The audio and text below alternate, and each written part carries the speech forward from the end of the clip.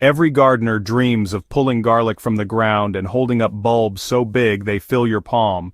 Yet year after year, many end up with small, split, or loose bulbs that barely last a few months in storage.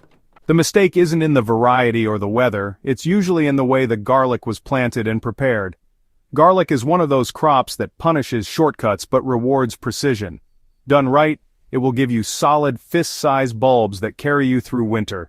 Done wrong, it will leave you frustrated. So let's break down the exact steps serious gardeners should follow to get garlic right every single time. Timing your planting makes or breaks the harvest. Most gardeners wait until the last minute to put garlic in the ground, often after the soil has cooled too much.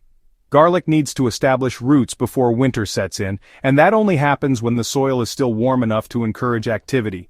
The right planting window is when soil temperatures at planting depth stay steady between 10 and 12 degrees Celsius for several days in a row.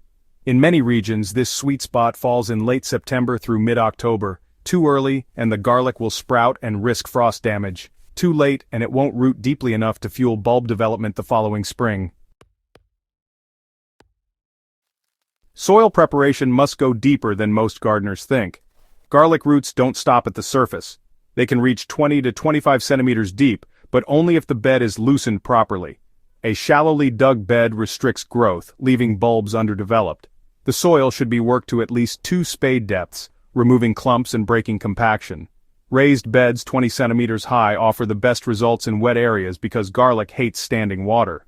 A simple percolation test, a hole filled with water that drains within a few hours, tells you if drainage is sufficient. If water lingers longer than a day, that site is unsuitable without amendments or raised planting. Fertility must be front-loaded, not added later. Garlic is in the ground for 8 to 9 months, and it relies on the soil being fully charged with nutrients at the start. Fresh manure is one of the biggest mistakes because it burns roots and invites rot. Instead, apply well-rotted compost or humus at about 4 to 5 kilograms per square meter. This ensures a steady, balanced release of nutrients. After compost, wood ash should be spread at 120 to 150 grams per square meter to supply potassium, which strengthens garlic's natural disease resistance. A week later, follow with superphosphate at 25 to 30 grams per square meter to push strong root development. If the soil is acidic below pH 6, add dolomitic lime at 200 to 250 grams per square meter at least 2 weeks before planting to bring it closer to neutral. The key is spacing out these amendments so they don't cancel each other's effects. Cloves must be selected with, ruthless precision. Small, weak cloves never grow into big bulbs, you know? Only the largest, firmest cloves from the outer layers of healthy bulbs should be planted. It's best to separate the cloves just an hour or two before planting to prevent drying and infection. Each one should be disease-free, free of mold, and with its basal plate intact. And here's a useful trick. Sprinkle about half a teaspoon of mustard meal into each planting hole. This natural amendment helps suppress nematodes and soil-borne diseases that garlic is prone to. Planting depth and spacing are honestly the overlooked secrets. Too many gardeners plant garlic too shallow, leaving cloves exposed to frost heave or drying out in spring. Large cloves should go 12 centimeters deep, while smaller ones should be set at 8 centimeters. This ensures shoots emerge evenly. Within rows, cloves should be spaced 10 centimeters apart, and rows should be kept 20 centimeters apart. This density allows airflow while giving each plant enough room to form large bulbs.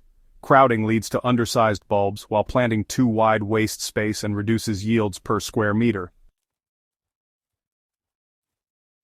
Mulching correctly protects the crop through winter.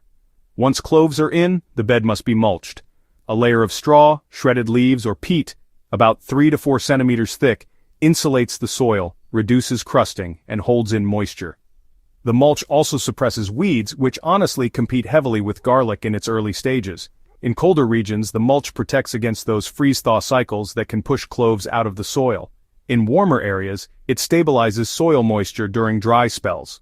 Come spring, the mulch can be gently pulled back to allow the soil to warm, but you want to leave enough to prevent weeds from gaining a foothold. Giving the bed a rest before planting is, honestly, the hidden step. Many gardeners rush from amending soil straight into planting. The better method is to prepare the bed at least a week ahead of time. This resting period allows microorganisms to process amendments into plant-available forms and lets the soil settle into a stable structure. By the time the cloves go in, the soil is alive and ready to feed them. Skipping this step often leads to nutrient lockup and uneven sprouting.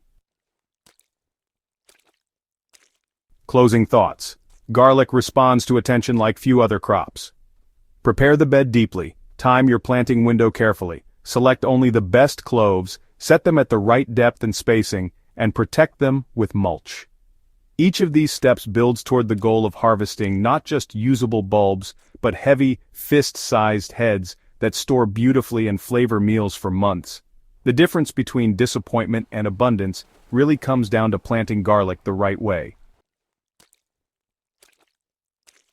If you found this guide useful and want more proven methods that actually improve soil and harvests, don't forget to subscribe to Soil Doctor and share this video with fellow gardeners.